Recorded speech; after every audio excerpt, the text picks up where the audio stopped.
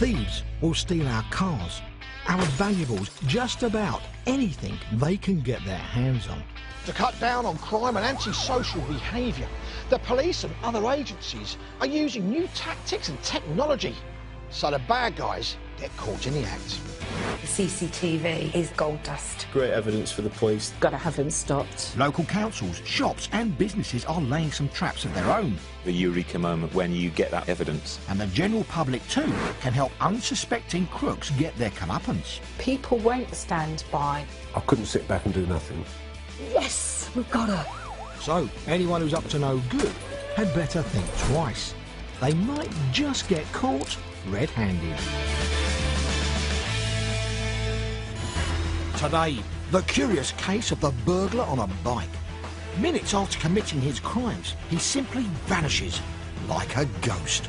He was disappearing very quickly, almost as if into thin air. Now you see him, now you don't. But how does this escape artist keep slipping through the net? Also today, putting a spoke in the wheel of bike crime. Police devise a high-tech trap to track down the thieves, and it seems to work. One man takes the bait within just half an hour. And we're all thinking, that's fantastic, how quickly is that? The adrenaline starts running and you think, right, we need to get there. And not just smash and grab, but crash and grab. Two reckless ram raiders go on a destructive after-hours shopping spree. But they find themselves in a tight corner.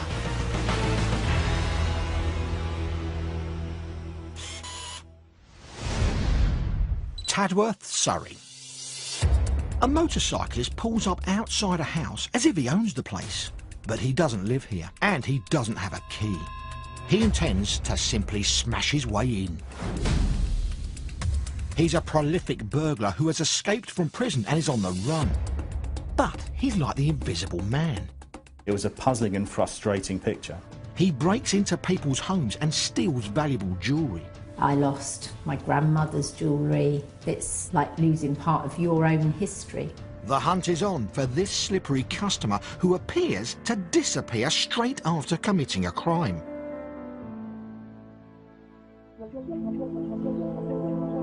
Surrey is one of the most affluent areas in the UK, so it's attractive to burglars.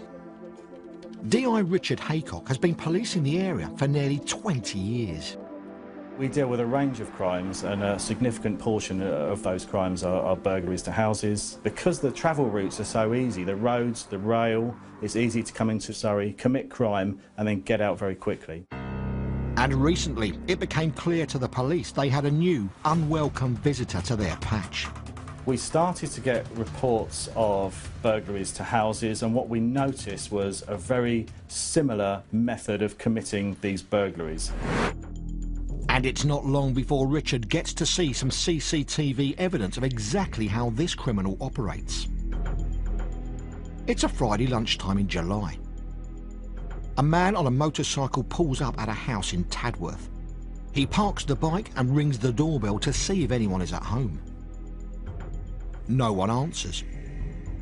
Believing the house is empty, he walks down the side looking for a way in.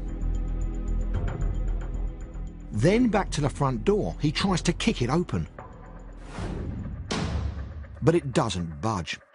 So he grabs a rock.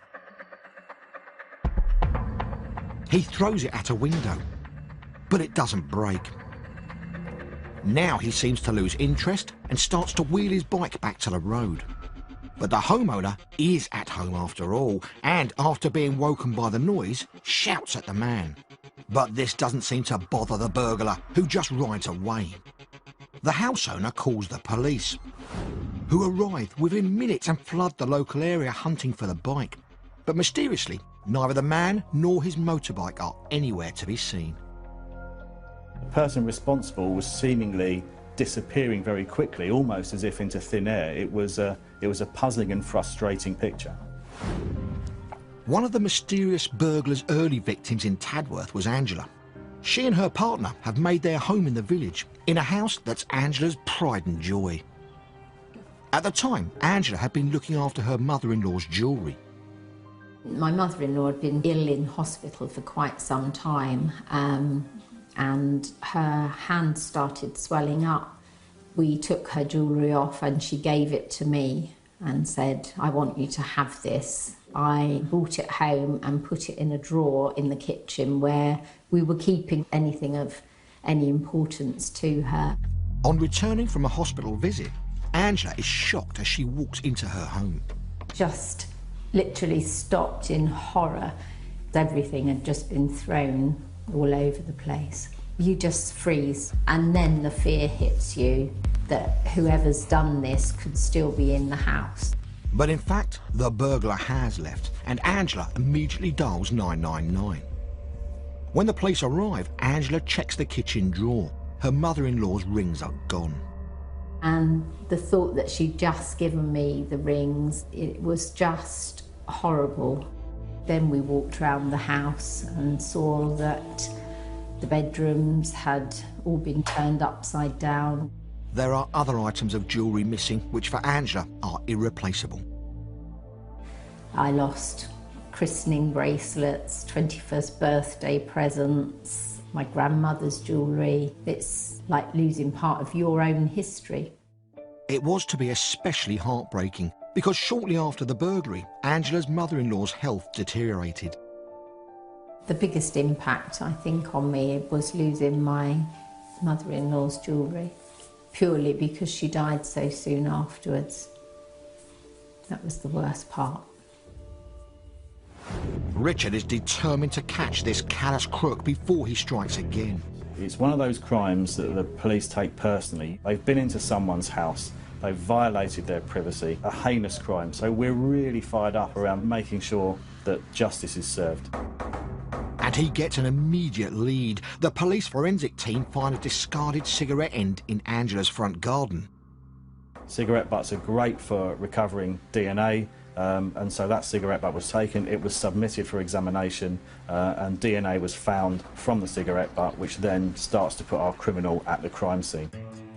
The DNA results unmask the man as Adam Yaru, a convict on the run who has recently absconded from Sudbury Prison near Derby. What became apparent was a trail of crime from the absconding from prison. We had offences in Derbyshire, Oxfordshire, Kent, Sussex, down to really his stamping ground South London and his offending area in Surrey. And the burglar's motorcycle is not his only means of transport. It's part of an elaborate story he uses if he meets a homeowner in the middle of a break-in. And that story was that he had been involved in or was a witness to an accident that occurred the day before involving a motorbike, and he was looking for witnesses. So they know how he operates and who he is, but Richard and his team now need to find the escaped prisoner. Now you're on a manhunt, and at that point everything gears up. Richard's team pulls together every piece of information they can find about their suspect. We start to build a profile around that person in terms of family, associates, locations they're likely to be in. So you really try and get inside the mind of the criminal and try and think, if I was them, where would I be?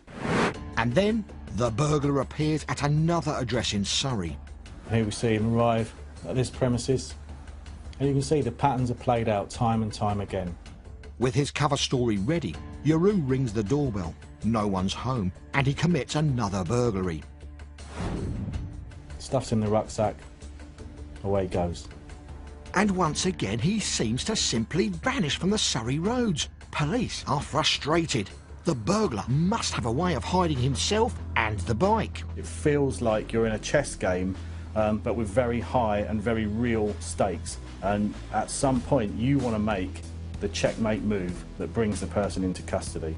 And that's just what Richard does. They get a breakthrough when they cross-reference information about the burglar's known associates.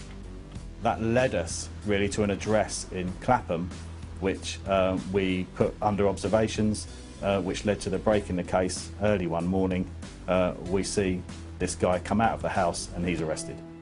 And it soon becomes clear just how Yaru has managed to disappear into thin air after a crime. Police believe he has a van. He was travelling to the areas he was committing crimes in the van with a motorcycle in the back. He was unloading the motorcycle, doing the burglaries for the day, and then quickly putting the bike back in the van and stay in the van. A load of police activity would go on around him, and then when it had all died down, he would drive away. But it's the end of the road for Adam Yaru. In court, he pleads guilty to 4 counts of burglary and 2 of attempted burglary, with a further 36 offences to be taken into consideration. He is sentenced to 5 years behind bars. When you get that sort of result, the amount of time and effort and sleepless nights and sweat and machinations that you've put into it is all worth it. It was nice to know that justice was done and he was caught. I think the police have done a fantastic job. Angela never got her precious jewellery back, but she was determined to create some new memories that could never be stolen. Not having anything to pass on now to the children and grandchildren really is a horrible thing. When we got the jewellery paid for, my whole family went to Sri Lanka on holiday with it. So in a way they got their inheritance in that way.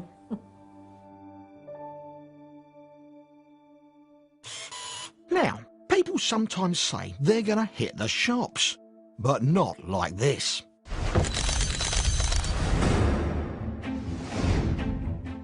It's nearly 6:30 on a Monday morning when 2 men in a stolen car smash through the doors of a shopping centre. The driver avoids a children's toy ride, but then sets off crashing into everything else in sight.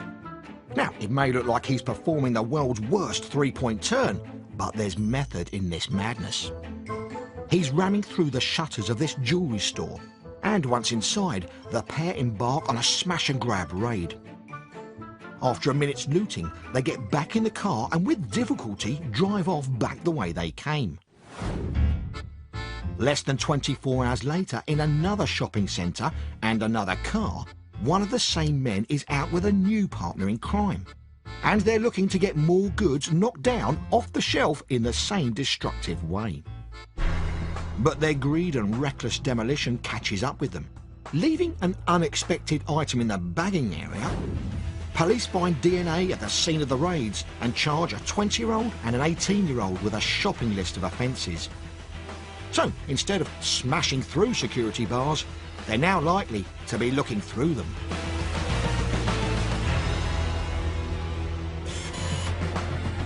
Coming up, a city office. This man looks like an executive arriving at work, but his business is thieving. Thanks very much. I've got 2 laptops in my bag.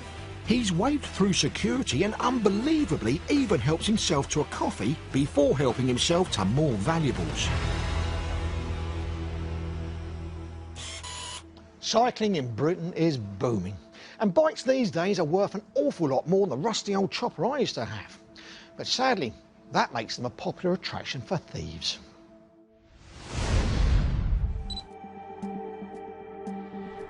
Derby, in the East Midlands, has had a problem with bike theft. A lucrative business for crooks stealing bikes worth from £50 to thousands. We've had nearly £750,000 worth of bikes stolen in the force last year. And it's not just the money. The thefts are causing disruption in the lives of several victims every day. At the time, it was my only mode of transport, so when it was gone, trips to college went from 10 minutes to an hour-and-a-half walk.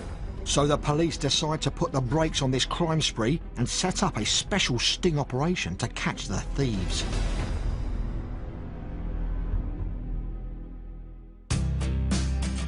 Derby is home to one of the UK's newest velodromes, and the city's gaining a growing number of cyclists. But where there are more bikes, there are also more bike thieves. Sergeant Mark Preston heads up a unit in the constabulary tackling bike crime. I've been a police officer for 20 years and I've got an interest in bikes and bike thefts. I like cycling myself. Across the UK, a bike is stolen every 84 seconds, and in Derbyshire, police have noticed a steep rise in cases all over the county. It was becoming 3 or 4 cycle thefts in a day. We've had nearly £750,000 worth of bikes stolen in the force last year. Thieves steal the bikes to sell them on. It's big business. Some of the people that are stealing these bikes, putting them on online auction sites very quickly. You can have something being sold within a half an hour, and people are travelling all over the country to come and buy these bikes. These thefts can cause real problems for victims like 17-year-old engineering student Jack, who relies on his dad's bike to get to and from college. The bike was important to me because it was, although it was not mine, it was my father's, it was my only mode of transport. Without it, I couldn't really go anywhere. But one Friday, Jack falls victim to the bike thieves. On this morning, he rides to college in Derby city centre, where he locks the bike to a stand. There's loads of people coming back and forth. No one's going to take it with all these people around. Believing the bike safe, he heads into his course. About 3:30 we finished and we came out. I went to where I remembered locking up my bike and it wasn't there. And just to start panicking. Jack searches frantically for his dad's bike. Feeling about anger and just frustration. But it's all to no avail.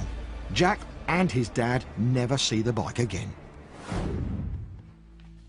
Because of the growing number of victims like Jack, Mark and his unit at Derbyshire Police plan an organised campaign aimed at stopping the thieves having an easy ride. We need to look at how we can resolve this, how we can target offenders, how we can encourage people to think about crime prevention. First, Mark wants to send out a strong message to shock the area's bike thieves. And the best way to start is to catch someone red-handed. So he plants a special capture bike. It looked like it's just a normal bike that's parked in the right location. But the bike's secretly rigged with surveillance technology. We put a camera looking at the bike.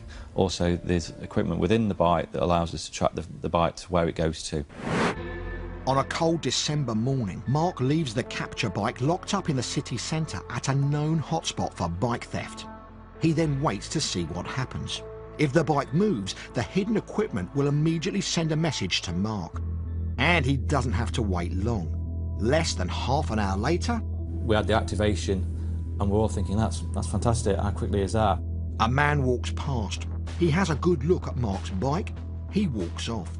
But then he comes back for a second look. He must think that looks like a nice set of wheels. Because a minute later, he's back a third time and heads straight for the bike. He wrenches the bike free from the lock, jumps on and cycles away. For once, Mark's pleased that a bike's been stolen. Proud of ourselves for doing it, but the thing is, we need to now recover the bike. It's the excitement, the adrenaline starts running, and you think, right, we need to get there. Thanks to the technology hidden in the bike, Mark and his team track it to an address. Knocked on the door was answered.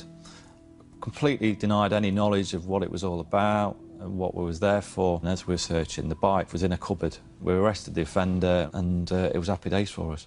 The man is given a community order, and Mark hopes that word will spread around to all Derby's bike thieves. He's got friends as well that's probably doing the same offences.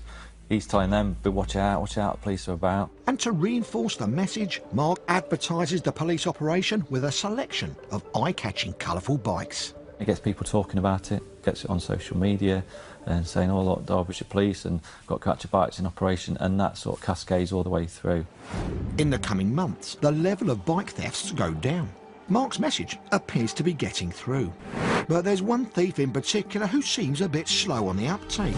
CCTV footage of a bicycle being stolen arrives on Mark's desk, and he spots a familiar face. It's the same man who stole the capture bike. Know instantly who that offender is. There he is down at the lock, fiddling about with it, and what he's done there is cut the lock. Within 5 seconds, he's taken £500 worth of property. The man is arrested, and this time he's going behind bars.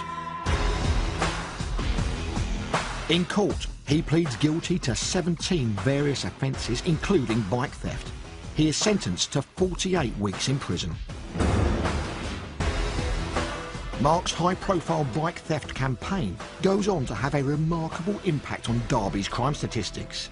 And we see a 50% reduction in bike theft in the city and also the surrounding areas. And for me and for the team that was involved in it, it's like we've achieved something here. Mark's campaign has been a huge success, but unfortunately, it can't bring back the bike that had been stolen from engineering student Jack. But Jack mounted a campaign of his own to find out if anyone had seen who'd taken it. And asking around the nearby shops, he struck lucky. A customer had filmed it on their phone. It's a short video clip, but it shows 3 people around Jack's bike just before it was stolen, snipping the security chain. It was quite obvious what the 3 people were doing. You could quickly make out the faces, so I thought, well, if I put it online, hopefully they'd be recognised. Jack posts the video on the internet and soon gets replies, suggesting the name of one of the thieves. He passes the information to the police. When I got the call saying that there'd been an arrest and the prosecution, I was quite happy because something had been done, justice had been done. Police officers like Mark do the best they can to track down the thieves and return stolen bikes.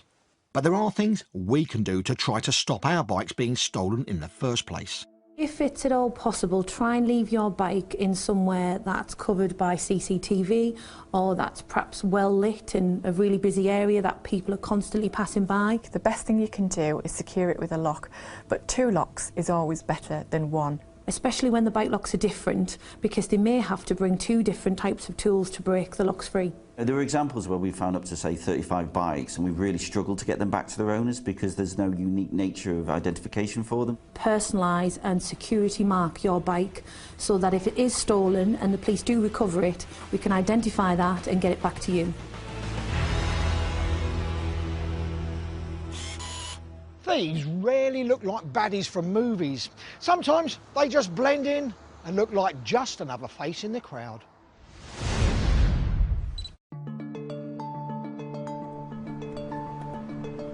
The City of London.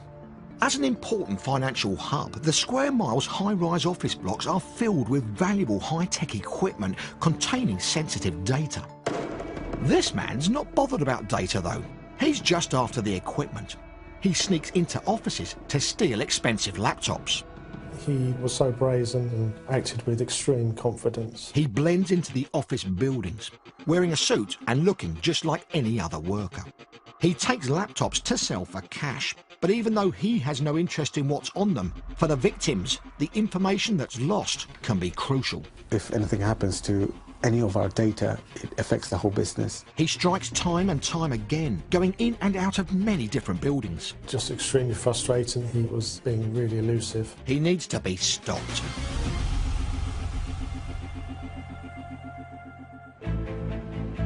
Over 300,000 people commute into the City of London every day. Raj is one of them. He works for an IT company. It's up to me as an IT manager to ensure all the IT works and ticks as it's supposed to.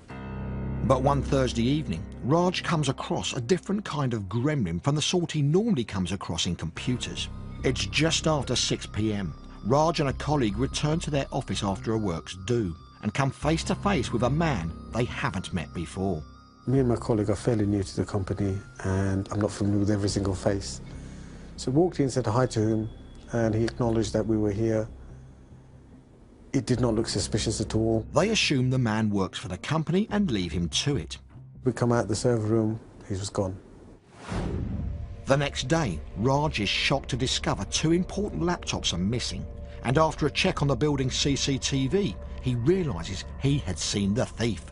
I thought, oh my God, he was literally right within hand's reach. You know, I just literally walked past him and didn't suspect anything until the following day. Thankfully, all the data is password protected and encrypted, but even so, losing the laptops is a worry. If the thief, whoever he sold it to, can unlock it, then it could be a massive impact to the organisation. The laptop theft is reported to the City of London Police, where it joins a pile of similar reports on the desk of Detective Sergeant Richard Peacock. There's been a spike in this type of crime. Richard and his team suspect that it's the work of just one thief, but so far he's evaded capture. Richard's frustrated when he sees this latest report. Your heart sinks really, because now another crime's committed and you're wondering how many more are going to be before we apprehend him. But several weeks of intense investigation has revealed some clues. This is CCTV footage of the man's first attempted office burglary in their city. It's March, early evening, and the security camera shows him entering, looking like a businessman deep in conversation on the phone. He thinks that if he shows that he belongs there, then no one's going to question it. He flashes a pass at security and heads upstairs in a lift. The CCTV cameras show he spends half an hour wandering around the building looking for something to steal, But this time he leaves empty-handed. He walks around the corner to another office block. The reception cameras there show how when one of their employees lets himself out of the locked main door, the thief nips smartly in. He waited for the door to be opened by that member of staff. The thief pretends to be on the phone again and walks through to the office areas. When at one point he's challenged by a member of staff, he's ready with an answer. She said, "What are you doing?" And he said, "Well, I'm here to do an audit." Went about his business, counting up the workstations and all the electrical hardware, and helped himself to a few. The light-fingered laptop thief gets away with 4 more stolen machines in his backpack. But the next day, when Richard goes in to investigate, he gets a lead. This time, the thief's made a mistake. He may have left behind some DNA evidence. He was walking around with a clipboard, and on the clipboard, the witness had told us was some papers, but he stupidly forgot to take those with him. The paperwork is sent for forensic analysis. Richard also has the CCTV images. We produced a couple of close-up stills from this and circulated them. Some officers think they recognise him and put forward a name. Darren Harriott. The DNA results back from the lab confirm it's him. We had a number of addresses for the suspect. But all their leads turn out to be dead ends. Harriott's in hiding. They continue their hunt, but the next time they see him is a few weeks later on CCTV after another crime. He walks straight past the front desk and waves at the staff. He was so brazen and acted with extreme confidence. He even helps himself to a hot drink. Appears to have obtained a coffee from the premises. And he waves on his way out too. Thanks very much. I've got 2 laptops in my bag. Over several weeks, Harriott strikes again and again, managing to evade capture. It's extremely frustrating that you know who's doing it, but that you can't actually get hold of them. Patrols are increased in the early evening period around offices, and we're doing everything we can with all our contacts to find out where he is. The team check out every lead they can find, no matter how small. We came upon a tiny, tiny snippet of information. I just wanted to get it bottomed out straight away. This small scrap of intelligence points to an address where Harriott could be hiding out. We went round to the address. Much to my surprise, he opened the door. And finally, after all their hard work, police arrest the elusive Darren Harriott. His business suit and mobile phones are seized. Richard compiles all the evidence for the court case. Harriott is found guilty and sentenced to 6.5 years in prison. I'm really, really pleased that he's finally been put behind bars. That's it for today. Join us next time when police and the public catch more criminals red-handed.